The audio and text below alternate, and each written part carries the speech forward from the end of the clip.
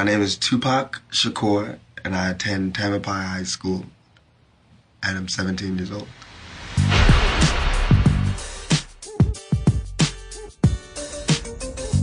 Each generation finds its own heroes and prophets.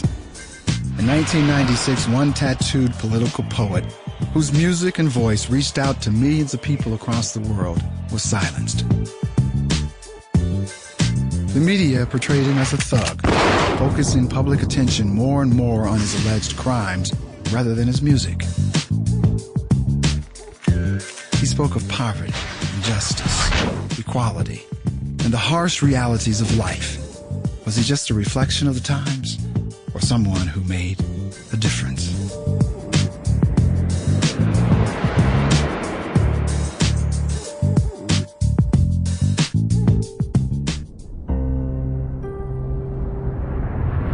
It's amazing to me that some kids think that he's still alive.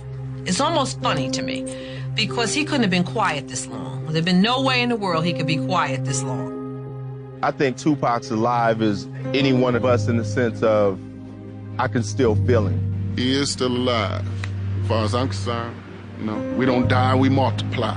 I think Tupac's here every day because I see the tattoo on my daughter's shoulder right now, and it's so lifelike, you know. The 1960s were a time of turmoil and liberation. Americans were confronted with the power of Malcolm X and Martin Luther King. One group to rise from this atmosphere was the Black Panthers. The group believed that the only way to achieve black liberation was to form a black militia armed with enough firepower to fight the oppressive white government.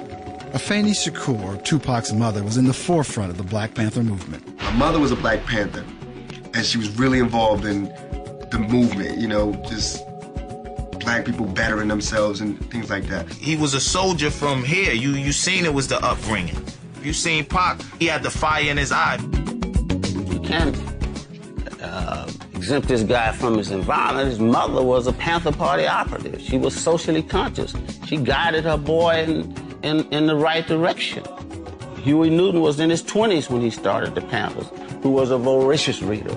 And Tupac probably wanted to replicate that. He wanted to imitate that. Afeni Shakur, pregnant with Tupac, was arrested on conspiracy charges along with 20 other Black Panthers. Accused of plotting to blow up Manhattan landmarks, she faced up to 150 years in prison. She successfully defended herself and was acquitted of all charges. 1 month after the trial, Tupac Amaru Shakur was born. I met him the first time at the Armory in New York City at 168th Street. Had gone over to hear Minister Louis Farrakhan speak at a rally, and Afeni was there with him. He was a tiny baby, and he was about 2 months old. Afeni never revealed publicly who Tupac's father was. She lived briefly with Mutulu Shakur, who would become Tupac's stepfather and spiritual advisor during his younger years. Mutulu was eventually taken from Tupac. Dr. Mutulu Shakur, political prisoner. Been locked down since 86, 87. He got 60 years on the RICO Act. He was accused allegedly of liberating the Sada Shakur, bank robberies, armored truck heists, all that. I was a man in Tupac's life who had a commitment. I was a man in Tupac's life who probably had a commitment to the struggle more than to the family. He learned a lot from the people, not from what was said by the people. He hung around with dope fiends, he hung around with gangsters, he hung around with oppressed people, he hung around with people were struggling for things. He listened to the meetings, he was at all the meetings, you know, he was hanging, he was a part of that struggle as a young child. In 1981, when the repression was intensified, and him and Afeni, etc., had to go and run from the FBI, and the FBI would go into their schools and intimidate them and try to find out where I was at, where his aunt was at, where Sada was at. Most children don't know that. It was like I was given the responsibility before I wanted it.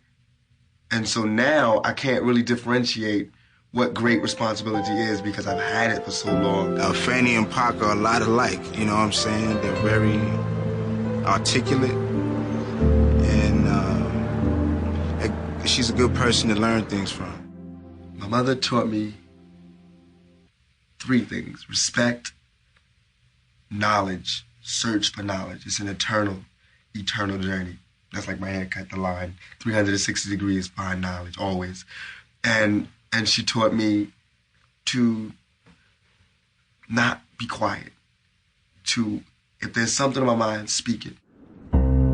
Years of internal fighting and the efforts of the FBI to undermine the Panthers eventually led to the party's demise.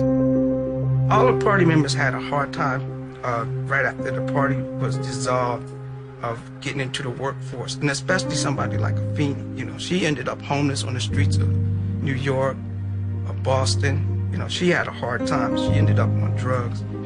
We moved out of New York because because of my mother's choices. They figured out who she was, and she couldn't keep a job. That should be illegal. So she lost her job, and of course, we were like stranded in New York. With the dissolve of the Black Panther Party and a search for a better life, Afeni and her family left Harlem. So we moved to Baltimore. Baltimore has the highest rate of teenage pregnancy, the highest rate of AIDS within the Black community, the highest rate of teens killing teens, and the highest rate of teenage suicide, and the highest rate of blacks killing blacks in Baltimore, Maryland. And this is where we chose to live. So as soon as I got there, being the person I am, I said, no, I'm changing this. So I started a Stop the Killing campaign and safe sex campaign and AIDS prevention campaign and everything. Tupac auditioned for and was accepted into the Baltimore School for the Arts. Majoring in acting, he became a model student. In Baltimore, he wrote his first rap. It was about gun control and inspired by the death of a close friend. Again, looking for a better life, Afeni packed up the family and moved to California. Tupac believed leaving that school affected him so much. He saw that as the point where he got off track.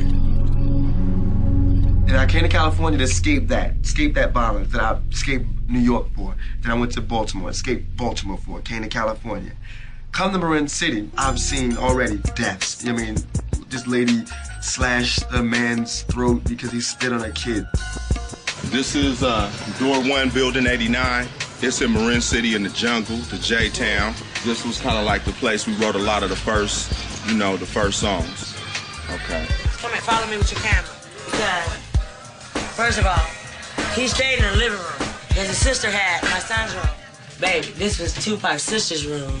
Yeah, this is where we used to write all the songs at. Yeah. Sexual used to be mad because we was always... In that side window, when his mama leave, all the girls come to the back, and he let them into the slide. Okay? So when I'm in my room, laying right here, in my bed, and something go... I was the training room. Sometimes here in the living room, we'll do some writing, but you know, his mama would kick us out, send us to the back. During the early days, we were broke. We wanted to be rappers, and we got befriended by a lot of people in the street, like dope dealers, pimps, all the people that you think are the wrong type of people. I can honestly say that none of those people tried to draw us into that lifestyle. So a lot of people got behind us and helped us get there. We got caught up in the whole aspect of wanting to ball, wanting to have jewelry, wanting to have nice cars from watching them. But the revolutionary aspect of it came from Tupac's mother and the things she was teaching him. He taught a lot of us. I feel like if you can't respect yourself, then you can't respect your race, then you can't respect another's race, then you can't respect, it just has to do with respect, like my mother taught me. So what we're doing is starting the Black Panthers again in Marin City, just getting first teaching pride and then teaching education, and then we'll see where it goes from there. This is the stairwell in the jungles. We used to sit right here in the hallways, smoking weed and busting raps.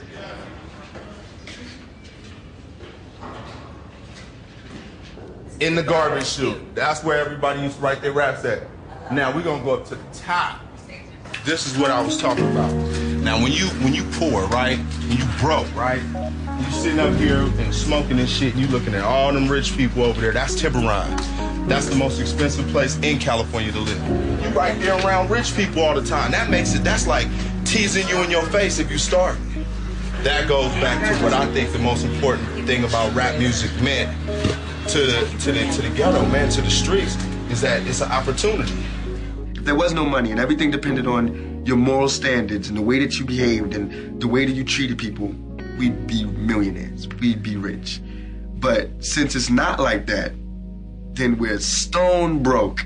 And so that's the only thing that I'm bitter about, is growing up poor, because I missed out on a lot of things. In 1989, while Tupac attended a dance function, he met Layla Steinberg. Layla was developing workshops in which young people could express themselves. They immediately connected and arranged to meet the very next day. The very first day we met, he ended up coming from Marin City to this place with me that same day, and we did our little workshop here that night. And then from that night on, he was part of our group. He thought I was like the perfect package to get him where he needed to go. He told me what was going on at his house, and within a couple months I realized that his mother was so addicted that his house was too dysfunctional to have a career, to keep going to school. So within a couple months he ended up coming to stay at my house. 7465 Bridget Drive. And this is the apartment that I was living in with my husband and my children, and Pac and Ray came to stay with me here. He was the sloppiest, messiest person I've ever lived with. And dirty. He would never want to wash clothes. He'd want to, buy new clothes so he wouldn't have to clean up and wash stuff. At 17, he was wide-eyed and really believed that he could change the world. I think adults should go through school again. You know, I think that rich people should live like poor people and poor people should live like rich people, and it should change every week. Our relationship was really a relationship that we searched for knowledge. You know, we explored together. And I'll just tell you a book right now. You know, it's been around for a long time. It's called Ponder on This. The stuff we were exploring together. Food for thought, alignment, the ancient mysteries, astrology, the Buddha, challenge, Christ, the impact of color, our state of consciousness, medicine, the moon, the occult teachings, Rajneesh, telepathy, the Kabbalah, the Tibetan Book of the Dead. He read Roots a number of times. Teilhard Chardin, The Phenomenon of Man. And as you study Tupac's lyrics, you start to know and understand how much he incorporated his reading, even his last albums. So Pac would read a book like this, you know, it's a pretty big book, and he would attack people's definitions.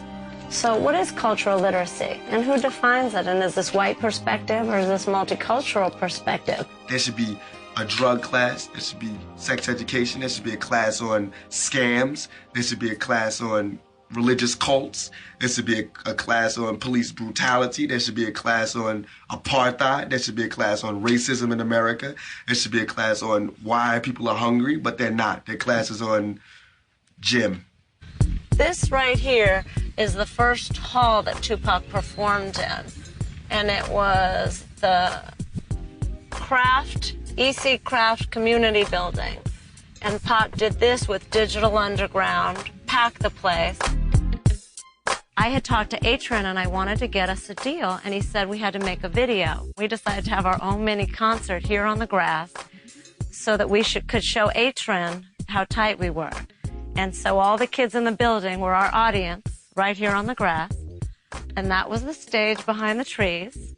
And we had the Strictly Dope show.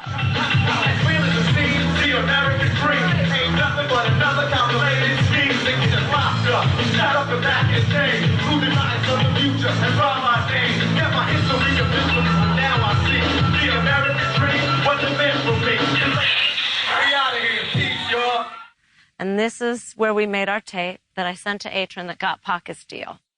Layla Steinberg called me and asked me if I was interested in meeting Tupac. And at the time I was working with a group called Digital Underground. And I called Shock G, who's the leader of the group, and asked him if he wanted to meet Tupac, and he said he would. He was in the studio just sitting down. Atron and Layla sent this kid Pac to the studio. We were mixing down Sex Packets, our first album. Pac came in the studio strictly business. Maintained eye contact with me the whole time. I'm at the mixing board. Do you want me to rhyme now? What's up, Shock G? Shock G? What's up? I'm Tupac. You want to hear it right now? I was like, damn, this cat's intense, you know? It's like, yo, run this back and put some reverb on that track. I'm gonna go in the booth with this cat. Let's go in the piano room. And he busted. It was street. It was educated. It was articulate. We came out the booth. I was like, yeah, you tight. I'm gonna holler at H and I'm gonna tell him. He's like, all right. In 1990, you weren't really blown away by Pac's rhymes. His rhymes were better than average. I remember one song was The Case of the Misplaced Mic. Got home from school. My mic was missing. Got on the phone, called Dizzy. I can't find my mic. Word, let's get busy. The case of the misplaced mic. The case of the misplaced, like hip-hop fantasy type stuff, you know. Spy looking for his mic. It was either that or political. Wasn't thugged out yet. Layla brought Pac over from Marin to meet Digital, and right away, him and my son hit it off. You know, Pac decided that he wanted to be in the group. Pac had told Layla or Atron that, you know, if he doesn't do something now, you know, he's gonna go to Atlanta and be in the New African Panthers or something like that. And Atron was like, well, if Pac doesn't do something now, he's gonna break out. He's like, why don't you let Pac roll? Because, you know, I wanna sign him. You know, I think he has talent. And I was like, yeah, he is kinda hot. And that's why he wound up Brodian, dancing, background rapping. My name is Shock G. This is the Digital Underground. He came out. Once he came on the road, every chance he get, you know, he get on the mic. You know, after the shows, after parties, he grabbed the mic and just, you know, once people saw him, it was history.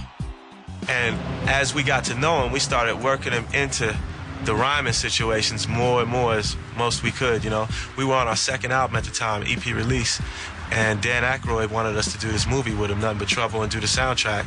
And Pac was on tour with us when we got offered, and that's why Pac wound up on Same Song. I remember once when he thought the sound man was messing up the show. Pac took it personal and ran up on the sound man and said, yo! He tried to beat up the sound man. Fuck the sound up! And went to swing on him, and our manager grabbed him. He didn't realize the sound man's friend was getting ready to hit him with something, so I had to grab him. We like, yo, Pac, you know, you can't beat up the sound man. He hit that sound man when he didn't understand it. That wasn't just our sound man.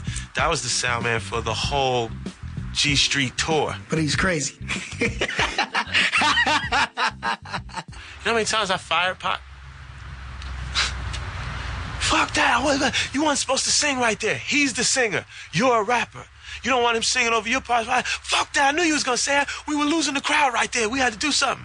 He wasn't singing that shit right. You wouldn't know. You're not a singer. Fuck that. You sending me home? Yeah, I'm sending you home. Fuck that. Pac's off the tour. It would be livid like that. Almost fighting. 2 hours later, knock, knock. Yo, what's up? Let's go get some hoes. All right. You know? You know, we just had a lot of fun back then. You know, we spent a lot of time in the bus talking, spent a lot of time running around, just having a good time. It was a good period because there wasn't, at that time, there was minimal pressure on Tupac. Tupac's first big break came with Same Song, which he recorded with Digital Underground. There was a day we were coming from the city. We were going back to Santa Rosa, and all of a sudden, the Same Song came on KMEL, and that was a song that Pac did with Digital. And we were so excited to hear it. And I'm asking everyone, get your money out. I need $2 to get over the bridge. I didn't have any money. And everyone searched their pockets, and no one had any money. And I ended up having to write a check to get over the bridge. And the one thing that was funny is that Pac said we should all remember it would be the last time he couldn't pay $2 to get over a bridge. So it was a real big event. It was a big event in the streets and the hoods out here because nobody from this area ever made it in the black community like that. And, you know, hell yeah, it was a major celebration. My name is Shock G. And I'm too motherfucking Pac. Yeah, okay. My man Humpty Hump and the whole Digital Underground posse finna come out with yet another album, even more slamming than the last. We just finna go straight underground. We finna live up to the name, Digital Underground. Tupacalypse come out with a new album, Troublesome. We finna just hit y'all like a family. We all just, trying to make it. We were like family to him. We got him his first apartment. He had no credit. He couldn't drive. He had no driver's license. So we used to have to work the applications, and we would all pitch in and borrow a credit card and co-sign, and we did all the shit we had to do. To get closer to the game, Tupac moved across the bay to Oakland. Coming out of New York, I always learned about flavor and different shit like that. Not to diss New York, I learned a lot, but I never knew the game. I never learned the game. And when I went to Baltimore, I didn't learn the game. Nobody ever took the time to show me the game. When I got to Oakland, that's when I learned the game. This is the land of the hustle. And you also will find that in Oakland, a lot of people do not back down from things. That whole Oakland Raider, blue-collar mentality is very much an identity for a lot of people in the city. Click-clack, me glide, go up. You see me gives a fuck about these bitches on me nuts high. His first solo album, Tupacalypse Now, was explosive and propelled him into the spotlight. And with this came new dangers. I come to his house, and all the lights would be on. He's on the first floor apartment. Drapes wide open. Occasionally a window open with just a screen. I came over and I was like, Pac, for real, man, you're not getting the message. You can't leave your windows wide open with all these gold records and all your jewelry laying out on the counters and stuff. He was like, shh. Oh, I ain't worried about that. I ain't show you? Oh. Went in the closet, his first AK ever bought. He came out, shh, because if someone come up in here, shh, wait. Woo! You saw that? Shot the floor and the sofa all up. Damn near killed a couple of the Outlaws. They were little kids just sitting on the couch getting high. Woo, you saw that? Like, it's got some shit to it. Beautiful. When I first met him, I said, hey, this guy here, he's going to be big. I knew it instantly. It was just the power that was coming from him, his voice. I remember looking at the Billboard charts one day on the tour bus. We were looking at Pac's first album. We were like, oh, you doing good, Pac. He was like in the 40s or 50s somewhere with his first album. Sons of the P was in the top 10 and had just got certified and all that. And I remember Pac storming out the room, looking at the chart, how his album went. And he just looked at me and went, if I could get a beat like Kiss You Back. Walked away. And I was like, whoa. Because usually I let him pick the tracks. He was like, yeah, I want this one. But then I realized he wanted me to get involved and tell him, this is the star track. He was telling me, like, he can't pick them, just give me something hot, So I made sure he got I Get Around, So Many Tears, and all that next shit. Yeah. It always felt like I was in the studio putting music behind Huey Newton or Malcolm X. I knew it was important. It was honor when Pac called you, just stopped what you were doing, took all your equipment and flew to wherever he was and went in the studio. And Shock a hustler, and I'm a hustler, so everybody understand it. Ain't no one man gonna stay in one spot forever. That's a sucker. It ain't about milking off the next man. That's a motherfucking hoe. I'm a motherfucking pimp. I'm finna come up on my own. I'm gonna get my own sack. So I took what little bit he gave me and doubled up and doubled up and doubled up, and I've been doubling since. And I'm gonna keep on doubling till these niggas kill me, and that's that.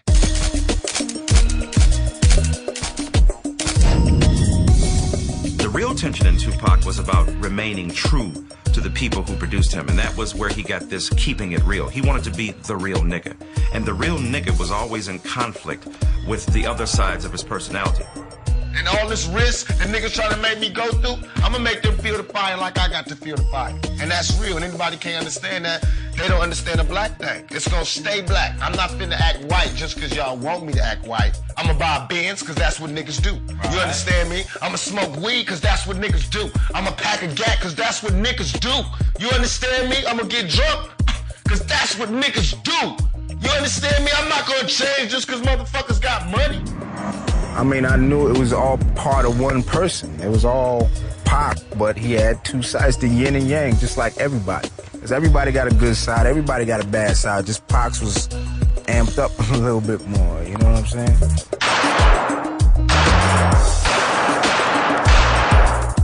I grew up Panther-wise, you know what I'm saying? And nowadays, a nigga like, fuck that. You gotta survive. You know, I'm screaming black like the next man, but when the first shot lick off, you know, it's all good. Tupac was constantly defining and refining his political and philosophical views, always being challenged by the white ruling class. It got to the point where Tupac felt American laws would not protect him. We always had to take the route that was nonviolent, peaceful, logical, and more saintlier than every other race. You know, we could never take the stance, which was our true stance, to be straight soldiers, straight warriors, until hip-hop came. When hardcore hip-hop came, it was all right for a nigga to say, fuck y'all, you know, we gonna do what the fuck we want, you know, bang, bang, you know, it was cool for a nigga to do that. Thug life became the ruling philosophy. How could he unify and service the people while protecting their culture and way of life, which was not being represented by any policymakers in Washington? That's what I like about Tupac. He said he was for the thugs. He didn't just mean people who beating women up and people who stealing. He meant a thug, T-H-U-G-L-I-F-E, the hate you gave little infants, F's everyone. He meant by nigga, N-I-G-G-A, never ignorant, getting goals accomplished. Thug life is just the life of the streets and what, quote-unquote, America think of the minorities. America was built to murder. You know, you can ask the Indians that, so we don't even need to talk about what he created. You know, he ain't killed nobody, so he couldn't have did nothing. They ain't number words. Yes, I am gonna say that I'm a thug. That's because I came from the gutter, and I'm still here. I'm not saying I'm a thug because I want to rob you and rape people and things. I'm a businessman. I mean, you know I'm a businessman because you find me at my places of business. He felt that there was no greater pain in this country at this time than the pain of Black America. It wasn't a manufactured image. When Pac became Thug Life, the embodiment of Thug Life, when he shot those cops, there was nothing manufactured. There was his diving into who he felt he was a voice for. This is 10 millimeter, but I'm loading it with 40 millimeter bullets because it'll work. Watch. And I feel as though everything I rap about, shit, anybody can check my card on it. And I got to be able to show and prove whenever somebody want to pull my card on it. He said he didn't have a record until he had a record deal. I mean, Tupac felt that he had to live the life he sang about in his song. That's great when it's applied to gospel music, terrible when it's applied to gangster rap. His whole thing with thug life and everything else, he knew that all of us, as far as the urban communities, everything was concerned, we was trapped and we was caved off. You know what I mean? So we couldn't be successful. So he was going to get the whole Thug Nation and turn it around and make it that movement. Feel any remorse for the cops that got killed?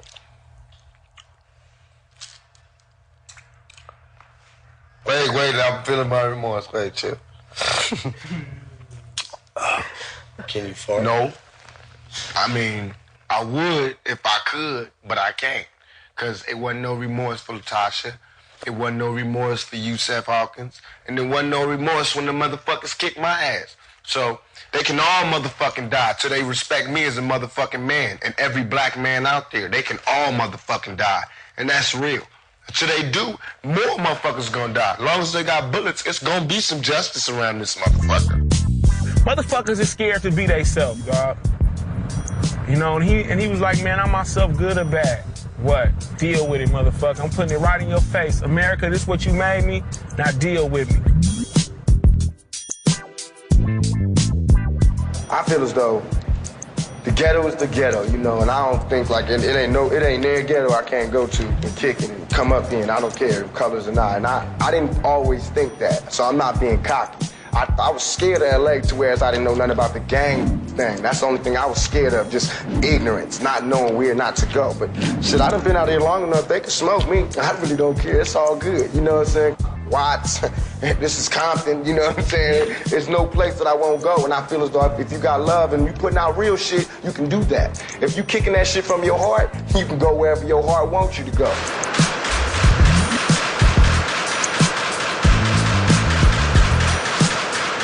You damn right we gonna represent the hood. We're about the ghetto.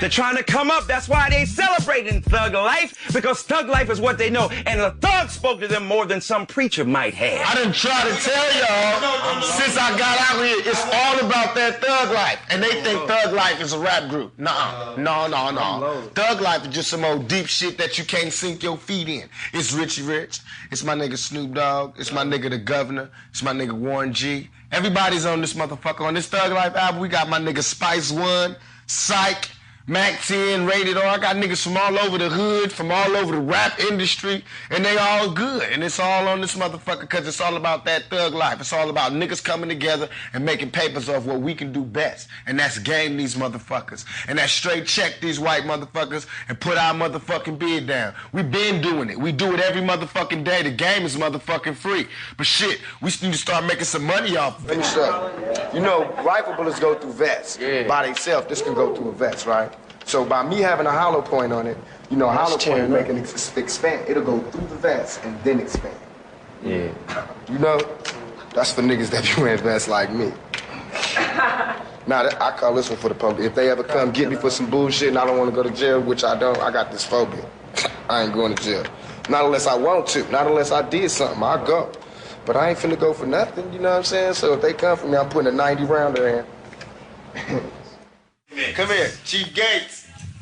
On the underground. I'm after your ass, nigga. Every time there were police, Pac would always say, "Get the video cameras, you have the video cameras." He would want to ride around the Bay, Oakland, wherever, with video cameras, because he always wanted to challenge the police, because he always felt he was being picked on. Are you getting that search? There's another police approaching. We now have 4 cars. Sorry, people, they have OJ in the back. We now have 4 cars at the scene, ladies and gentlemen, for this one stop. We have 4 cars.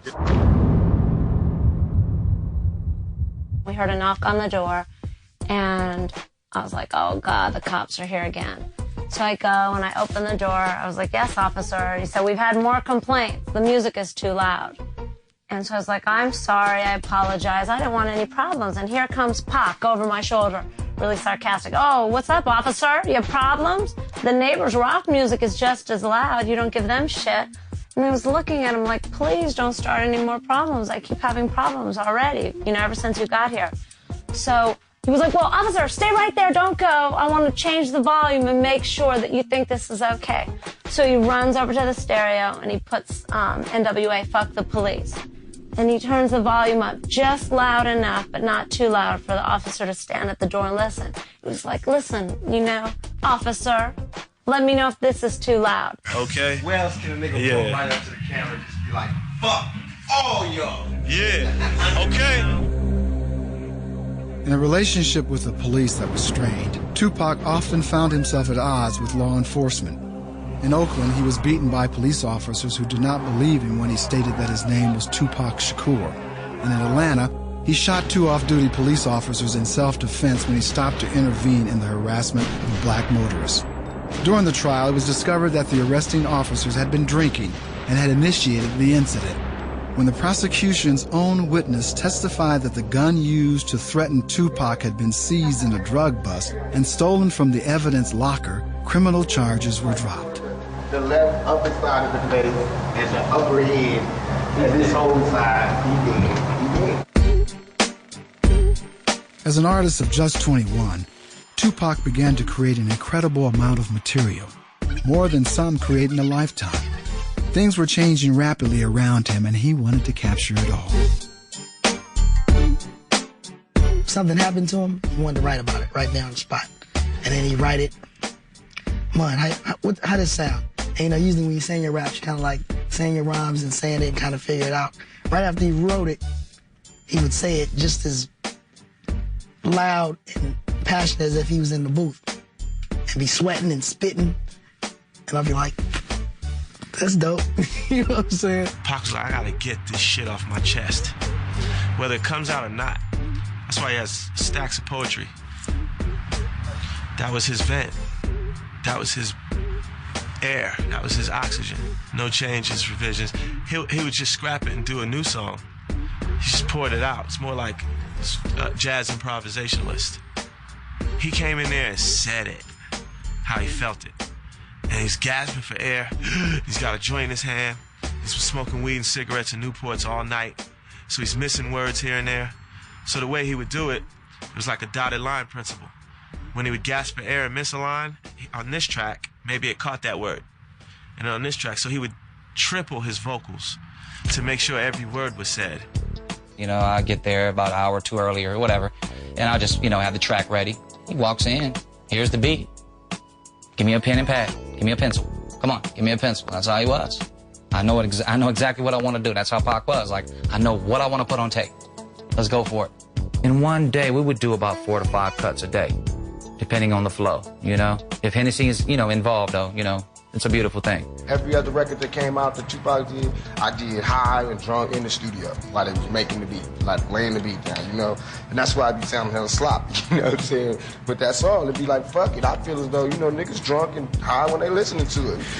This is Me Against the World right here, which sold over 2 million copies. A song that was on there, man, was Death Around the Corner. He predicted his own death, man.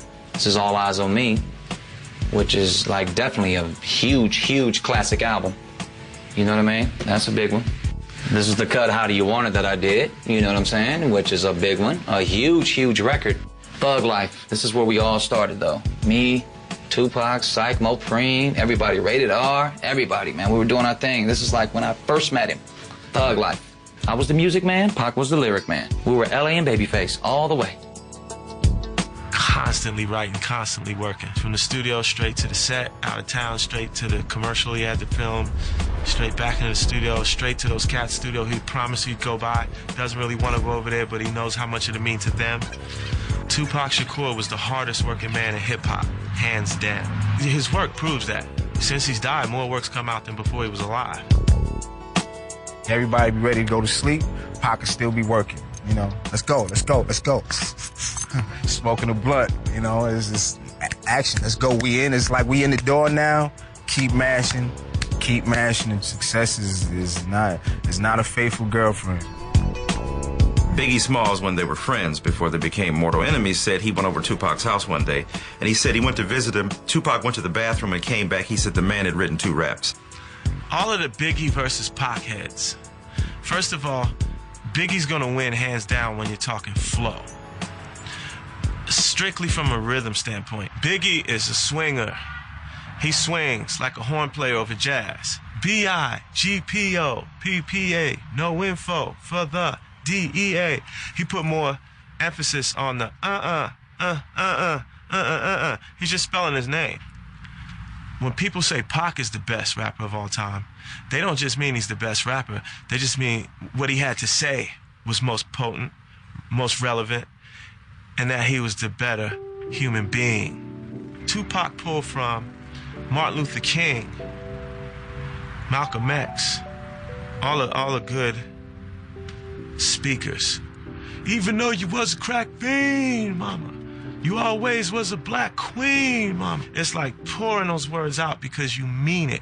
And I be picking up the slack. It's time for apocalypse now to grab the cat, rip the track. Cause it's all about making money, ain't a damn thing funny. What be up, sonny? I be like all in my business. Time to hit that shit. I'm ripping up the track cause I be down with the clicking, all my niggas in the house. Pac rhymed from the pit of his stomach.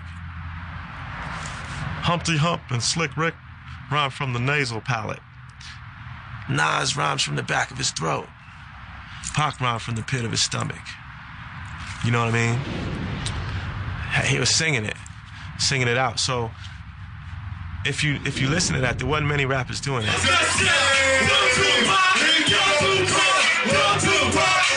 Pac made sense, man, because of the simple fact the way he wrote lyrics, man. It's the way he wrote it down, man. He made a lot of sense because he was thinking about the fact that, fuck that, dude. Whatever he went through the day, he was like, fuck that. I'm gonna talk about this party and shit. I'm gonna talk about this drinking shit or talk about, motherfucking streets, this, that, whatever. Didn't matter. But I love the way Pac put it all together because he could combine all those fucking concepts into one song and still make your ass dance.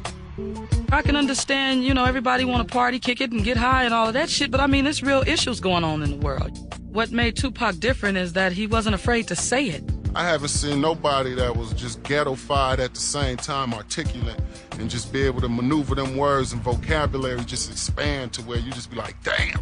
See, Black Panthers was built on education, and streets are built on wildness. So when you mix them two together, oh, it's gunpowder.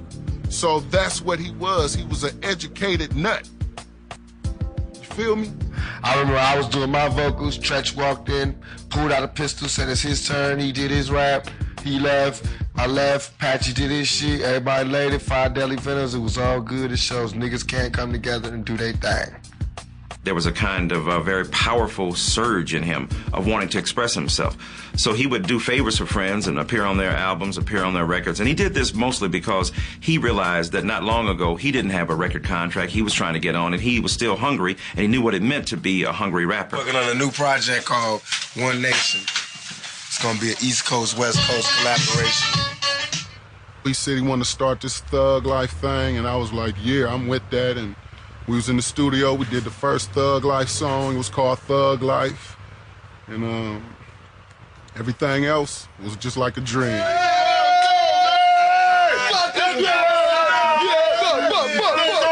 Idi Amin, Outlaws, Machiavelli trained soldier in the flesh. Shit, 92, I just graduated high school, and you know, we reached out to Pac and was like, what's up, you know what I mean? Pac was like, come to Oakland. That's my first time stepping into Oaktown, you know what I mean? And I was just turned out from then. And we was the young niggas, we was like babies, you know what I mean? Running around the country with them. Watch what's going on so you can see when you come in, you can see if I'm giving you something. If y'all all walking around like this, we could do this shit separate. I could rap you rap me, you rap, what's the point? Interaction.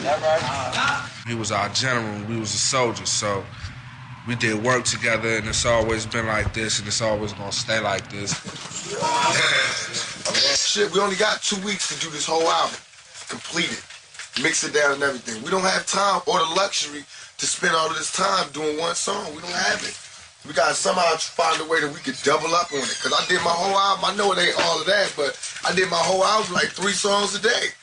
Cause I was just laying it, rocking it, to getting off. You can mix it later and have niggas that love being in the studio all night, just adding a drum beat at a time and shit. You can do that after the rappers leave and shit. There's niggas that love being in the studio that just love listening for the right kick. But for while we in here and you got like 8 rappers here and everybody drinking and smoking and shit, man, get that beat popping, throw them niggas on the track. You catch everybody freestyling, throw them niggas on the track. Boom, that's just the name of the song is whatever this nigga said his last word was. We do it, put it down. Then after we finish, we walk out, everybody be here and listen to it. Be like, this the hook, we go in there and lay the hook. If we don't like that hook, the nigga lay another hook, come back out here, you know, lay scratches or whatever. That'd be the song. Along with the music came other avenues of expression. Tupac had always been an actor, and now Hollywood was opening up its doors. He and Tretch were asked to audition for the role of Bishop in Juice. And like, I went up in there, I'm reading lines like, yo, you know, I'm explaining, like, reading it, basically, I know it a little bit, but I'm, you know what I mean, not know. He went up in there, yo, fuck that, I'm telling you, you gotta learn to say it, you gotta put it down the streets, you go, yo, I heard, I'm like, yo, you better get this motherfucking role, I don't even want it no more. His first role in Juice was an extraordinary portrayal, but people always thought that's who he was. And it wasn't who he was. Hell yeah, when the riots was on, nigga, on the 29th, your boy Pac was filming a movie, a multi-million-dollar movie with Janet Jackson. But that motherfucking night, I was out there shooting up motherfucking Chinese takeouts. I swear I was. Come through. Hey, but bust it. That was a movie I was doing. That was all the movie that y'all gonna see coming out called April 29th. Turn it down, boy.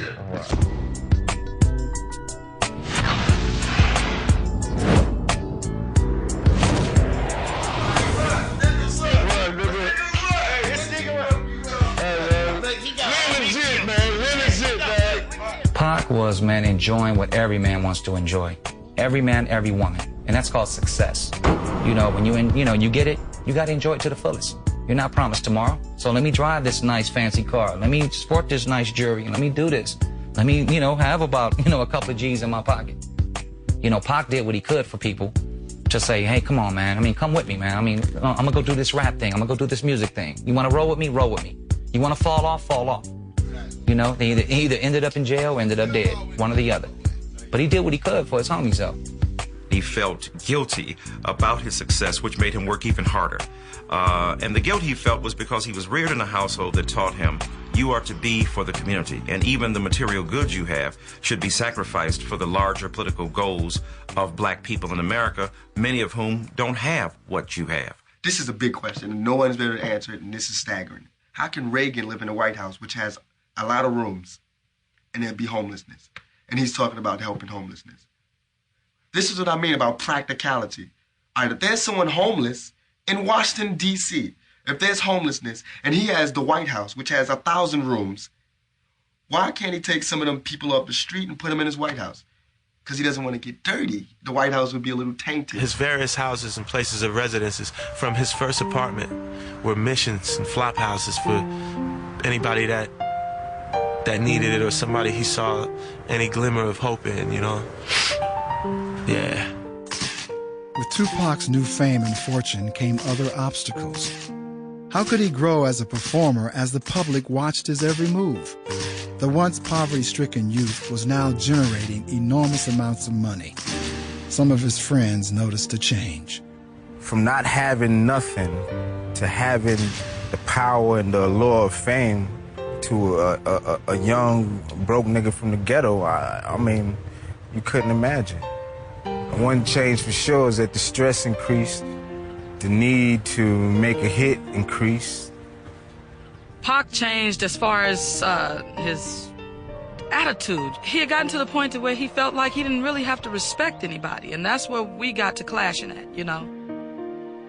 There was the flirtation with some of the materialistic trappings that the rap game has to offer. That is something, when you're in this business, if you're not around other people that are outside of that, you can be immersed in it and not even realize you're immersed in it. I don't know if I could handle that shit. A man don't know what he can handle till we put in that position.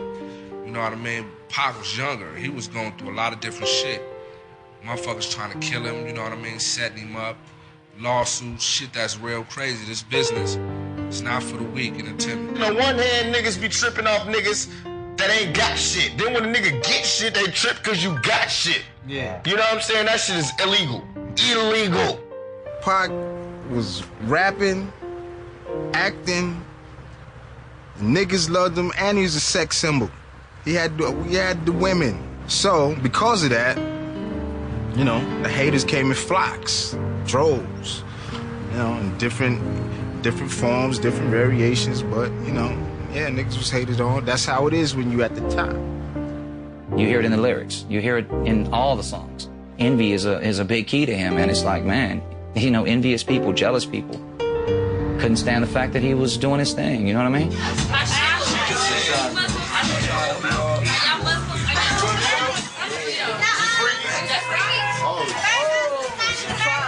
He was staying in the city, and so we went and hung out or whatever, got to find a couple of chicks and everything, and back to the hotel. So we got a double room. I had my room, he had his room, whatever. So we was up in there, everything. I mean, I had a little video cam and everything. So me and my little chickie, we taping shit and everything, and, you know, getting all wild and everything. So popping out the room and the door like crack. So I'm like, shh, telling my little thing, shh. So I go up in there, I start taping it from the door. So I'm taping them up in there. So he just banging it out on the bed, banging it out. So I'm taping, then I hit the door. I'm trying to get close. I go, boom. And they both get up. He like, man, what the fuck is you doing, man? I know you ain't out here taping this shit. What the fuck? Yo, you got it. Like, yeah, man, what the fuck is you doing, man? Don't be coming to this motherfucking taping no shit, man. Man, turn this shit. Give me this motherfucking tape. You got it. All right, keep it. Go back up. Can't believe this motherfucker come up in here tripping. I had to teach my motherfucking self how to be a man. You understand me? And I'm still learning. But there can't a motherfucker out there tell me shit. Because I was on welfare, started with nothing. Now I got a little bit of something. I'm on the bright screen. I'm on videos. God damn it. That's why I act like this. He was the happiest when he was with his niggas. You know, like we all are. We happier when we with our niggas because, you know, we can be ourselves and, you know, we just love niggas. He was at the top of the game. And I was like, damn, Pac, finally somebody from our crew or somebody I know made it to where we always said we wanted to make it too. But he was not content. He wasn't satisfied, or that's where he wanted to stop at. This might be no role model type shit or none of that, but goddamn, Ask yourself, ask your mama, ask your daddy, ask your auntie, ask your uncle. You smoked weed before, didn't you? You smoked crack before too, didn't you? I'm a role model though. Well, Pac never did nothing but smoke weed. That's it. He never fucked with that old bullshit. So give me my motherfucking propers and don't sweat me when I'm blunted like a motherfucker. He couldn't function sober. He didn't like to anyway. You know, had to be some weed there, had to be some Hennessy, had to be some drink, had to be something going on. If he wasn't high, he had to be doing something that was a lot of fun. He wasn't so happy. A lot of his laughter was forced. You know, you can hear it, death row. You know, listen to him laugh. He's not laughing. He's putting it on. It's forced laughter. All of those records, all he's talking about is the pain. Mainstream America was not ready to hear the true realities that resonated in Tupac's raps. Tupac was America's wildest nightmare. Please, outspoken, totally uninhibited, knowledgeable. It's ironic, too, because you can't sell that many records unless you've got a huge white audience, you know. So, in reality, more white people are buying the records than black people. He not only scared white America, he scared upscale black America because it made them have to remember where they came from. He opened up doors and windows that I'm sure caused a lot of pain and grief for a lot of people. Tupac was from the days of the Black Panther Party. You know, people are still frightened of the Black Panther Party. Tupac had an African name, Tupac Shakur. People had no idea what that meant. A lot of people didn't even know he was named after a Peruvian revolutionary. White kids could dress and act like niggas, because all they got to do is go get 10 tapes. And after they study them 10 tapes, they got the fucking Hood 101. I think a lot of young kids, a lot of young white kids would be like right with Pac, you know, because I think his personality was such that he was going to make them see what the real truth was. As long as they got bullets and 2-inch tape, there will be justice out this motherfucker. To me, he's an activist. He was an activist, an activist, an activist. He wasn't just no rapper. He was an activist. We always needed a cause to fight. You know what I mean? So with him coming up and wanting to fight the powers that be and make things better for black people. This ain't no democracy. Pac knew that the elite was paying the government. The elite on the government, on the president, everybody else. Pac was talking about that shit, and they didn't want to hear that shit. They didn't want no young black brother telling these black people in the ghetto that your strings is being pulled by a committee of 300. White people got you believing just because I'm telling a nigga to stop getting his hand kicked in by the police, to take the gun he would use to shoot his brother in a second and kill the motherfucking cop that's killing you, your family, and everybody else on the block. You know what I'm saying? Kill that motherfucker. That is not insane. That is sane and straight like a motherfucker. That's positive, like a motherfucker. There was a state trooper who had been killed in Texas, and the young black man who killed the state trooper claimed he was listening to a Tupac song at the time that this happened. And they mentioned his name at the Republican convention, and it totally freaked him out. He couldn't believe that somebody who was going to run for president of the United States was talking about him and his lyrics with all the problems this country had. So, I mean, goddamn, the vice president talked about me, a young nigga from the hood. He know me. He want my shit up off the shelf. You know why? Because my shit is different than the next man. My shit be telling niggas to off these old punk motherfuckers. My shit talk about swinging back. They know the difference between mines and the next man. So that's why they came after me. All they try to do is censor the young. The young ain't gonna hear that. 18-year-olds that's going into the workforce ain't got a workforce right now. So what they gonna do? They go out, rob and steal and steal a hamburger and a cheeseburger. Because there ain't even no jobs at McDonald's no more now. So to see Dolores Tucker's and them ought to realize that young people ain't got nothing to do except be restless behind they bullshit. You can't censor the young. You never could. It degrades women. It glorifies violence. It's creating drugs, the culture of drugs, the culture of guns and rape. See Dolores Tucker. Oh, see Dolores Tucker. You's a motherfucker. Instead of trying to help a nigga, you destroy a brother. That's what you did. Shit, if you'd have shut your damn mouth, the man would have still been living. You called the dogs, see Dolores Tucker. You can't sue me for nothing because I ain't got nothing. You called the dogs on Tupac Shakur. See Dolores Tucker. I know what she was trying to do. She was trying to say that, you know, when you rap like that or when you talk about that in your songs, it perpetuates more of the same. I tend to believe a little bit different. Pac was right. What's it like to be young and black and growing up in America if you got family members on drugs, if you don't see no way out and you didn't graduate from high school? In many of these ghettos, which are really enclaves of civic terror, we have a generation of young, especially black people, who are now planning their own funerals. They go to the funeral director, they sit down, they plan what song will be sung, who will preach, who will speak. They plan what their corpses will look like and what caskets they will be buried in. That's extraordinary. It's intolerable, or it should be.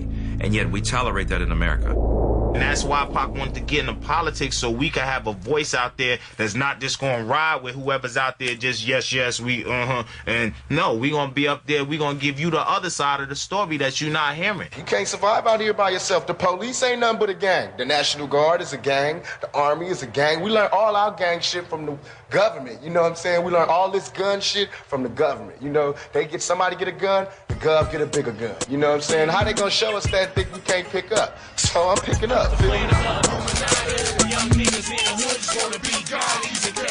Tupac was an extraordinarily compassionate man. One of the interesting tensions between him, not simply the real thug nigga versus the politicized figure, it was also the world-beating superstar versus the kind of guy who was compassionate about everyday people. We were in Washington. We were on an East Coast run from Atlanta to New York on his first record doing a promotional tour. We were in the car coming from a grammar school when we saw on the television a young girl had been mauled by a pit bull and had been rushed to the hospital. We were on our way to the airport on our way to New York. He made us turn the car around. We went to the hospital. He did not know these people.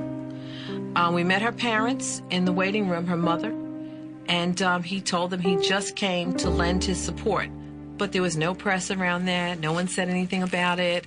No one paid any attention. But yeah, and I believe they still, until his death, he still had a relationship with that young girl and her family.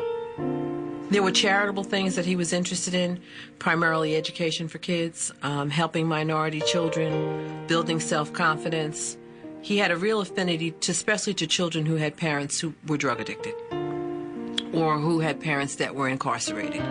He wanted to be able to set up something that was going to help those children, but he wanted to do it quietly. He didn't want to look like he was trying to sell records. Pac was a magnet for the lost souls in the world, and you know what I mean? Lost souls always came to Pac in different walks of life, different forms and everything, but you know what I mean? He was always into helping the young niggas, the youth, the young niggas, younger than him, you know what I mean? Giving them a chance to do something. Y'all want to rap, get up off the street, come on. You got a gun, you got a gun, you got a gun.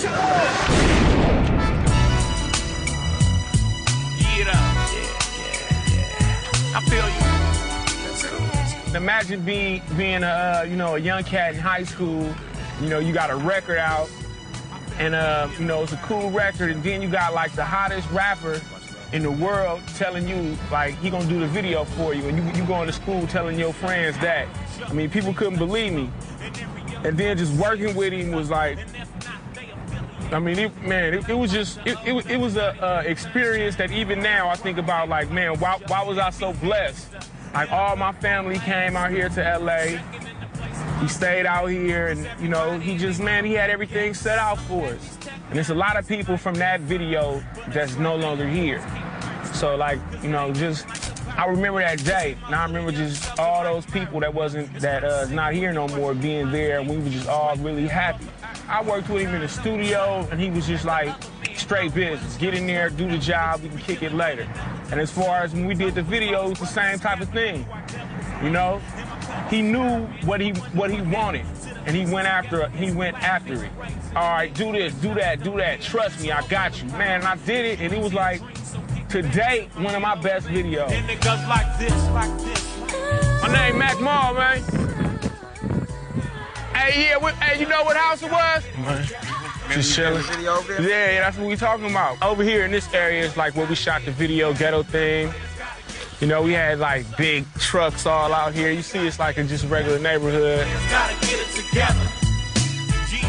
I got a picture where two cats, you know, Pac and Stretch, hold me, like giving me hugs. You know, I'm in the middle and they ain't even here. I know probably some folks from out here.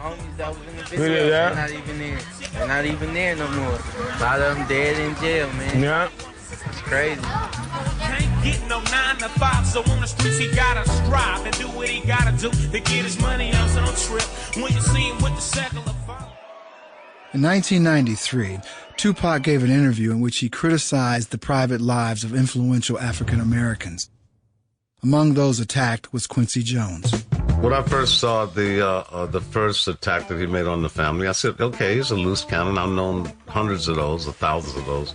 In the Source article, he said, niggas like Quincy Jones insisting on sticking their dick in white women and making fucked up mixed families, and we need one generation of niggas with niggas and all this stuff. His point was that black people have to make one generation of just black people, you know, to strengthen the blood and the unity and whatever. And obviously, I don't believe that. I can't. My daughter wrote a letter to him after that. I mean, my family was furious, and they really were. Because Tupac doesn't know me. He had never even laid his eyes on me. And he was making a lot of judgments about a lot of things. I said in my letter, I said, you know, how could you even criticize his personal life when, if it weren't for people like him, you wouldn't even be here? And where are you going to be in 10 years? Dead, in jail? I think the same week that he wrote back to apologize, Rashida's article was in there, and two white girls from San Francisco said, hey, Pac, remember us? So, oh, yeah, I forgot about that. So he read the letter, and then he went up to Kadada at a party thinking she was Rashida.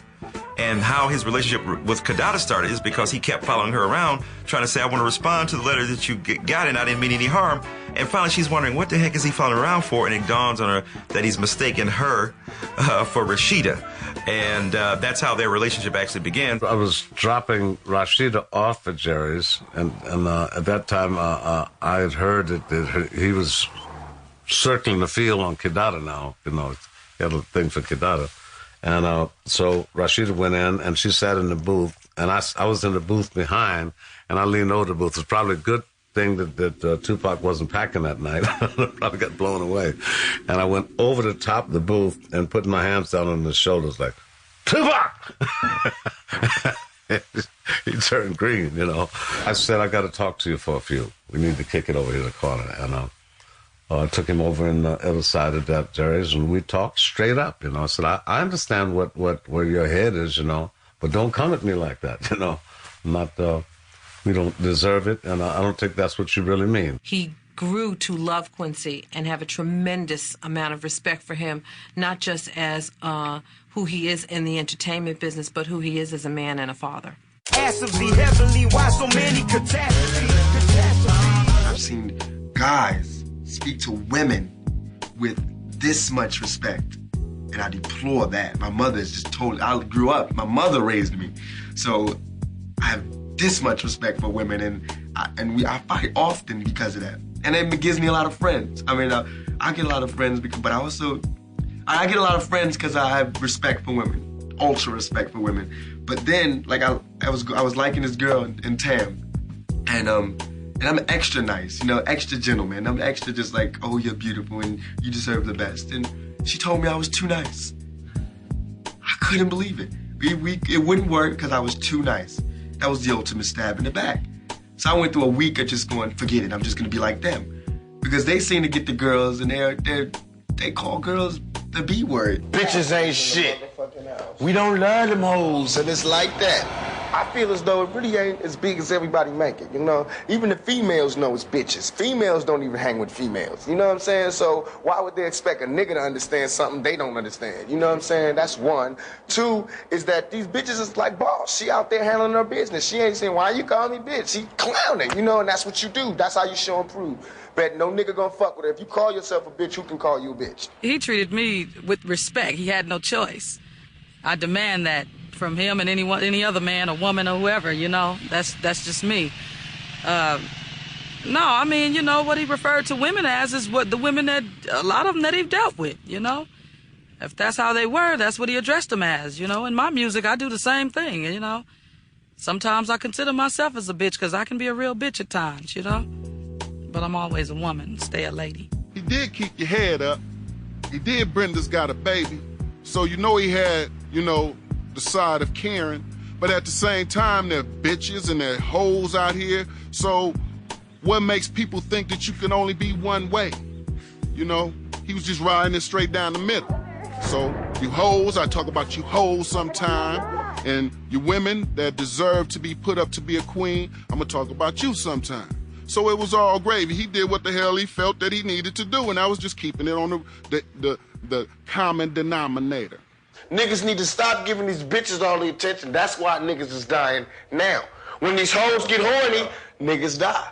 Hoes get horny, niggas die. Watch, every time. Every funeral you go to, it's a bitch that was horny the night before. So you need to start checking these bitches, keep your dick in. Niggas need to go back to the OG penitentiary days and start jacking off. Because if you don't, you're going to end up killing each other. We're going to all die. We got to start saying, fuck these bitches, man. If you fucking with a cool female, that's all good. But if you fucking with a bitch, you need to break her ass and shake her ass.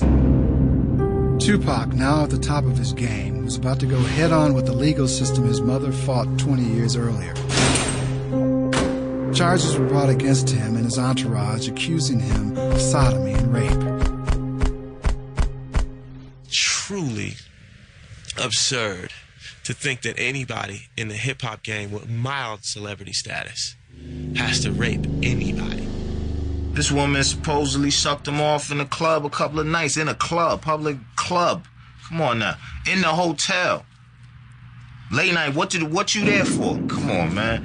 I know my dog. We've been flipping chicks from back in the early 90s on the road and handling, man. We ain't never had to take no ass. Never. You know what I mean? We, from the door, if we going to do something, have that type party, it's from the door. It's let it be known. That's our slogan, let it be known. Her lack of credibility began to unfold during the course of her testimony in this case. From point A on the dance floor, where she essentially committed sodomy, during the time that she had discussions with young men that she didn't know in the midst of Tupac inside the Cloa Club, going to the hotel the same night, engaging in sex, engaging in oral sex, coming back several nights later to the same hotel suite, engaging in discussions with the same young men. Well, yeah, that was a straight-up lie. You know, I mean, I've toured with him. Ladies, he's put out the room and brought them to me. You know, hey, they got to get out my room. You know, if they didn't want to do what he wanted to do, he didn't force them. He didn't care. Bye. Pac called me after that happened crying. Like, Pac wasn't afraid to cry. That crushed him. You know, sometimes there's always the company you keep. People always say the company you keep, and that will be your downfall. Pac's company was his downfall. Why am I the only one in court right now? Why is the cameras all on me? And in the report and all these charges, I didn't do nothing. I'm charged with being in concert with some guys. Well, where they at? Why me? Because I'm Tupac. No, I'm not angry at them. I'm angry at the system. I don't want nobody else to go to jail, you know what I'm saying? But I don't want to go to jail for something I didn't do. It was just crazy that he was in jail behind it. Come on now. Come on now. While out of jail on a $50,000 bail bond, Tupac was about to enter an elevator at New York's Quad Recording Studio to a late-night session when he was shot 5 times by apparent robbers. Well, everybody knows the story. Pac felt like he was set up. And we discussed that. He had his own views because he was there. Most of us were on the West Coast out here working on the Thug Life album, but him and a small crew was there. Only hours after surgery to remove bullet fragments, Tupac checked himself out of Bellevue Hospital against his doctor's orders. In a wheelchair, he returned to the courtroom where he hears the verdict. Not guilty of sodomy and rape, but guilty of sexual assault. Judge said that ever since you become a star, that you've had one problem after another problem after another problem. And because of this, I'm going to give you this sentence. He was found guilty for what in New York is touching somebody. They got to shove me in the penitentiary or jail. I'm not going willingly. Pac stood up, and it's the first thing you've heard him say in like 2 weeks of court. You know, Your Honor, and throughout this entire court case, you haven't looked me or my attorney in the eye once. It's obvious that you're not here in search of justice. So therefore, there's no point in me asking for a lighter sentence. I don't care what you do because you're not respecting us. This is not a court of law as far as I'm concerned. No justice is being served here. And you still can't look me in the eye. And so I say, do what you want to do. Give me whatever time you want because I'm not in your hands. I'm in God's hands. You can cut the tension in the courtroom with a knife. It moved the whole side of the prosecution. I didn't say it like Pac said it. The way Pac said it, everybody's eyes in the courtroom watered up. Nobody could speak for a minute. Brave motherfucker, yo. Ooh. He did not apologize to her for doing anything to her. He apologized for the situation having gotten that far. It was not, I'm sorry I sexually abused you. That was not the case. It was, I'm sorry I let myself get into a situation with you that caused this to happen. I spent a lot of time with him in Rikers Island. And it was funny because I think the times I spent with him there, he would try to keep up a front because there was a rumor of a hit out on his life when he was there. And him trying to be this strong guy, you know, everything's cool here, you don't have to worry about it. When inside, there was some fear. But there was always someone visiting. There was someone there every visiting day. But Dannemora was another thing. The first time I went up there, I mean, it was like stepping back in time. And the prison was like the main factory in town. I think it was built in the 1860s or some early. It was frightening. It's funny, I don't think it broke his spirit. There was a clarity about him because he wasn't getting high. He wasn't smoking. He was writing scripts. He was writing lyrics. Me and Big Syke went up there for like 2 weeks and visited him every day. He talked about, niggas yelling in the tear, but Pac was the type of nigga, he was a man's man. He was, real niggas always relate. That's where all the assholes at. So what can you do in there but just, absorb what's going on and survive? It's survival of the fittest. So if you got to survive, yeah, I'm gonna come out that motherfucker mad like a motherfucker. Yeah. Tupac's attorney questioned why Mr. Jack Agnew, who was arrested with Tupac, but whose case was separated from his clients, received only probation. Mr. Agnew introduced Tupac to the alleged victim, and Tupac believed that he may have been a government informant. The facts that we were able to delve up were that he had been arrested a number of times all around the country. We were able to get a national rap sheet on him. He never did a serious day in jail. That all of these cases had the ultimate result of being dismissed. After 8 months in jail, Tupac's case was appealed, but he was unable to raise the $1.4 million bail. It was then that he was approached by Death Row Records president Suge Knight, who offers to post the bail in return for a recording contract. The agreement was written by hand and signed from a cell. I just felt that it was a change coming, and I felt it, and he did exactly what he said he was gonna do. They came to me and said, do you want to work with The Row? And I said, hell yeah. And Dre want to do some shit on my music, the next album. That's good. Thug Life and Death Row. Yeah, we discussed him going to Death Row. It had always been in the picture because Pac and Suge was cool. Suge had been trying to get him on Death Row since early on, but, Pac was established enough he ain't have to go that route. He ended up between a rock and a hard place, and, he decided to make that move. Fresh out of jail, out on bail. We gonna show you how we do it on Death Row. Run that shit. I got the dog pound. He knew who he was signing with. He knew all the controversy. Making a deal with the devil. I got to do, and I was saying, he said, I got to do this. He says right now because it's the only choice I got. I worried about him every day.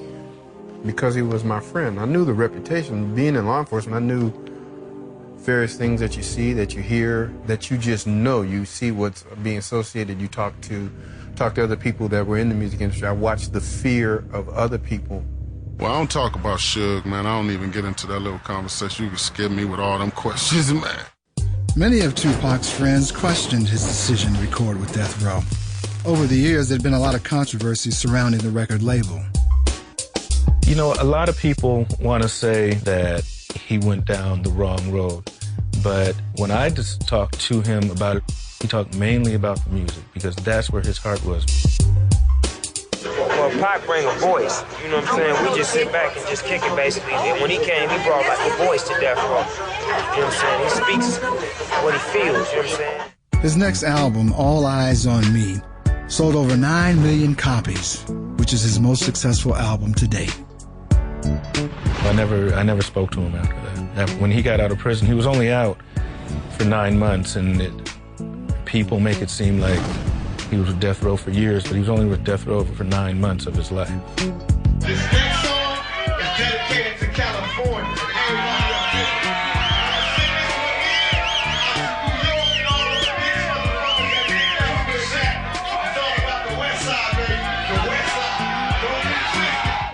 I'm scared to do some freestyle. Blow, I'm too high and I might go off tempo. But now I'm back to let these niggas know just how deep my game run. Tupacalypse don't sleep. When you think about hip-hop culture, you think about the dozens. And the dozens are what young kids play, a game of verbal contests where they try to outdo each other rhetorically and verbally by usually starting with talking about your mama. Well, fuck it. I'm a high guy. From Bed-Stuy putting the swelling on your eye. Your nose even. When I choke you, you stop breathing. When police come, I'm leaving. Peace and love. Battle raps are the extension of the dozens, so to speak. They are the extension of getting on record and dissing the other person. It's this nigga named Nas, and he kicking with these niggas named Mobb Deep, and they kicking with some niggas named Bad Boy. Did I say fuck them all? So I'm about to take this nigga beat and whoop his ass with his own motherfucking beat. Rap came up off of diss records. That's what separated rap from R&B and rock and roll, because we got on the record and said, yo, shit is whack, fuck you, and all your homeboys, you know what I mean? Tupac accused Biggie and Puffy of setting him up to be shot. This feud was sensationalized by the media and caused waves of fear throughout the industry. If you know somebody and it's to the point where it's like, yo, we gonna do some dozens type thing or whatever, or we gonna get on the same record together and do it, and when we in shows we gonna do it, it was cool. Back in the days it was more of acceptable, but you gotta realize after, you know, Pac and Big and everything, it could get serious. It took a ugly, dangerous turn when Tupac, and to a lesser extent Biggie, got involved, because I think here Tupac was at greater fault than was Biggie.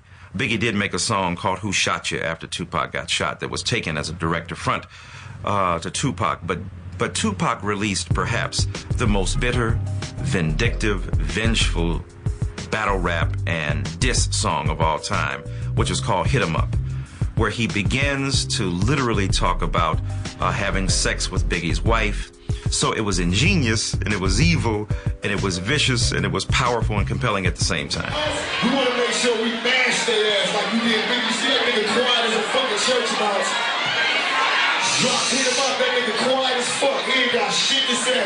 His wife pregnant, that nigga waiting like an expected father, not knowing who the baby is. The one don't know I use the weapons, so it ain't mine. I'll tell you straight. I ain't wanna fuck that fat bitch nowhere. Before there was even hip-hop, at the juke joints down south, people getting stabbed, hit over here with the bottle, same shit.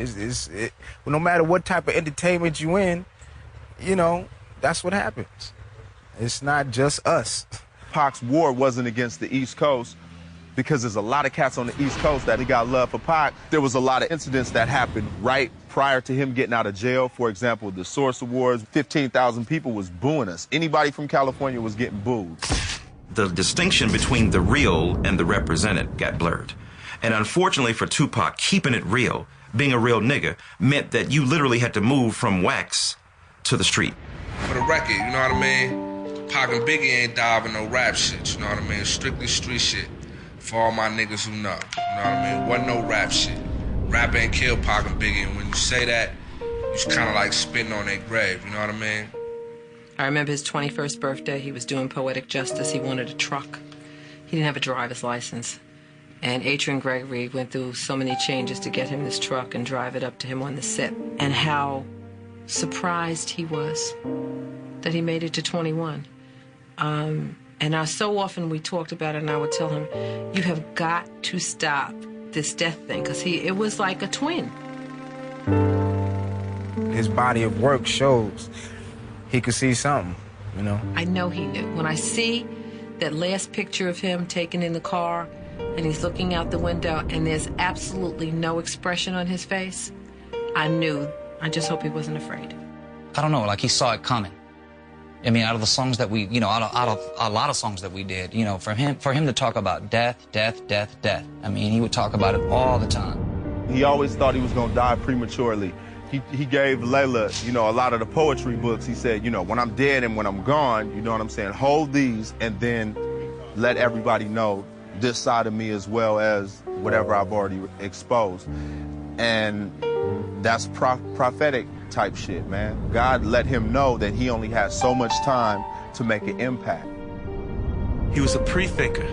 Yeah, you wonder, how could he make a song, God Bless the Dead, praising Biggie after Biggie died and Pac died first? Because Pac was a thinker like that. He was always plotting. If I die this way, put this out. If I die this way, I want you to put this out. He was thinking, and he wanted to cover all those bases. That's game, ain't it? Woo. He was playing to win.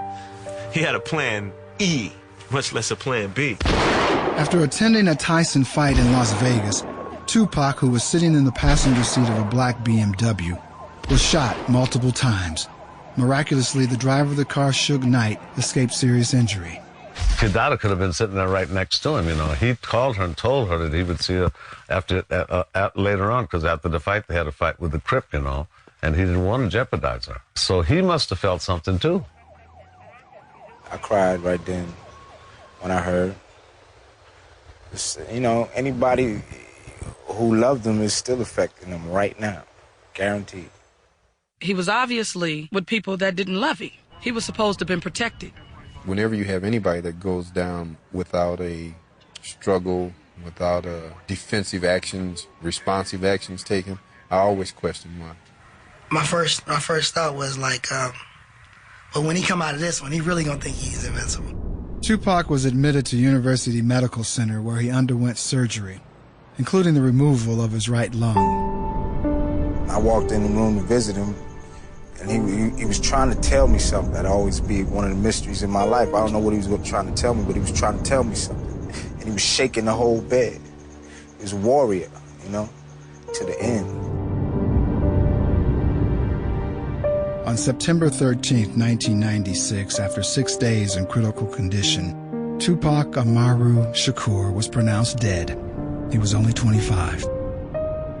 Quincy Jones said if Malcolm X died at 25, he would have been a street hustler named Detroit Red. If Martin Luther King died at 25, he would have been a local Baptist minister who had not yet arrived on the national scene.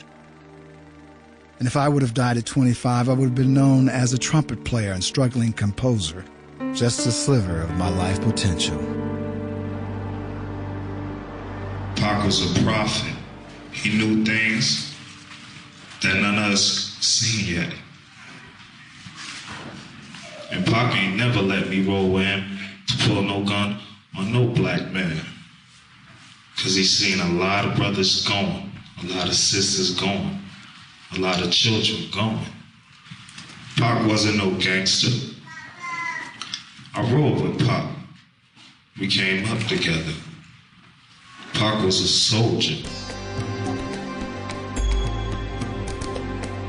A private memorial service was held for Tupac on a secluded beach in Malibu. In attendance were close friends and relatives, including his mother, Afeni Shakur. Some of his ashes were scattered into the sea. We threw all the gifts in the ocean for him, and We threw the chicken wings and the Hennessy and his favorite pictures, jewelry. Everybody brought something. Everybody said a little something. We brought drums and bongos, and people spoke, and we had fires burning. That was his funeral.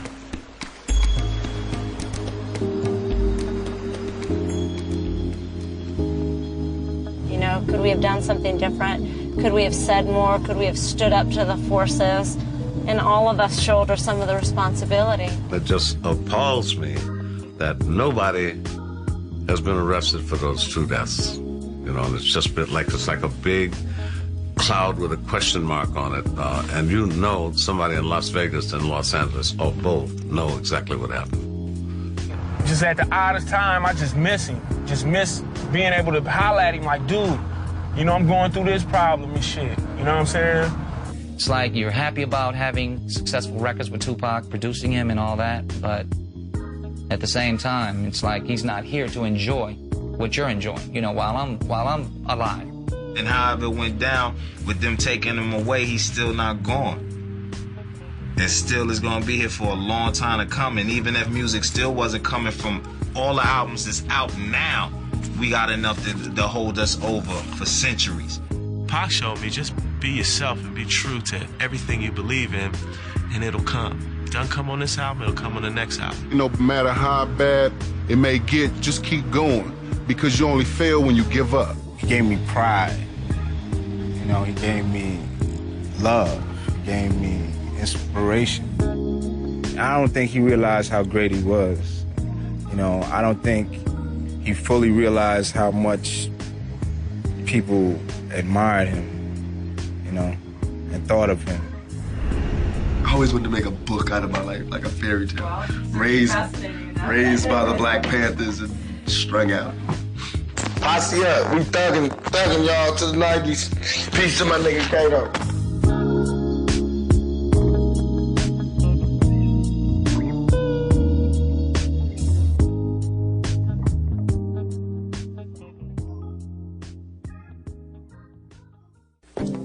I like when he says, hey, yo, Shock, let them hoes know. Now you can tell from my everyday fits, I ain't rich, so cease and desist with some tricks. Just another black man caught up in the mix.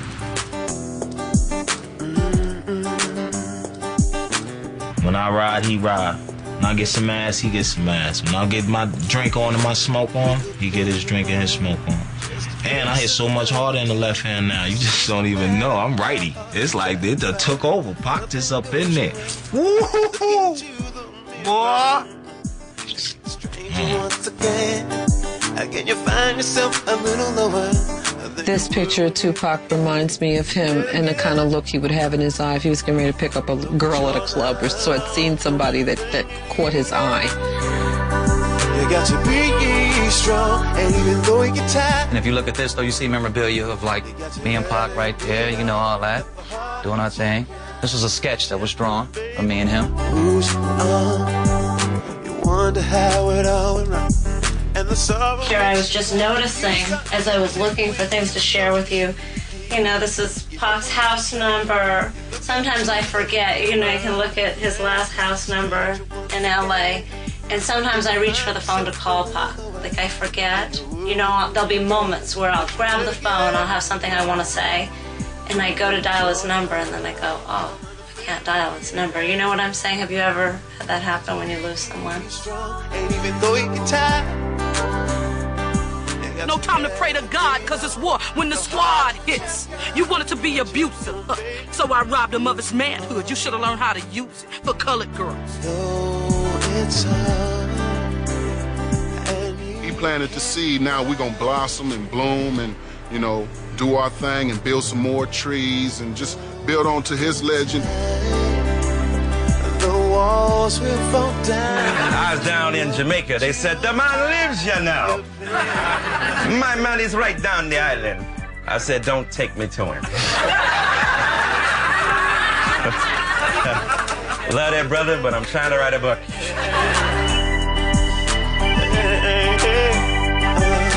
He says, you know what my favorite piece of music is? And I went, no. He said, my favorite piece of music is the theme from Les Miserables. And I, like, almost had a car accident, because I had to, your favorite is what? Be strong, and even though you get tired, I'm starting to peak. I finally found a worthy release from all of my stress, cause every day I battle the beast. I think of Pac and ceasing if they rested in peace. My son and my niece, I wonder if they'll ever be free. They say we should teach, but will the people ever be reached?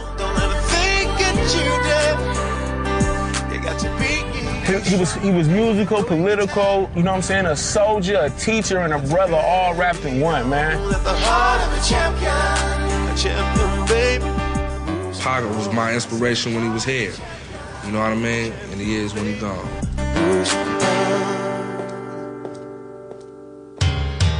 Heavenly Father. I remember it was a time I could go out, couldn't even pray. Almost feel saved. Devil don't want me to. Yeah, hard time. Do what I gotta do. I know they worldwide. Born to spit it. Listen to me, Father. Do what I gotta do. Come on, I was conceived in the track meet. Floated down the birth canal. Born in the tournament. Believed to be heaven sent. Heaven sent. I got some questions, so don't be mad at me. I asked of the heavenly, why so many catastrophes? Woke up one morning in a cold blaze. Lord, why you let them two planes hit the world trade? World trade. I guess America's so busy polluting, deploying bombs and shooting small countries. Look at what we doing. What's going on? Brothers still getting domed. In the hood up in that zone, it's hard to make it home. What do I believe in? The Quran or the Bible? People's lost, God's children feeling suicidal. Who do I believe in? You, the Buddha, or Jesus? Why diseases? God, do you still see us? Before this rap shit, we were made exactly after you. Please, Lord, have mercy, understanding what we do, cause we don't.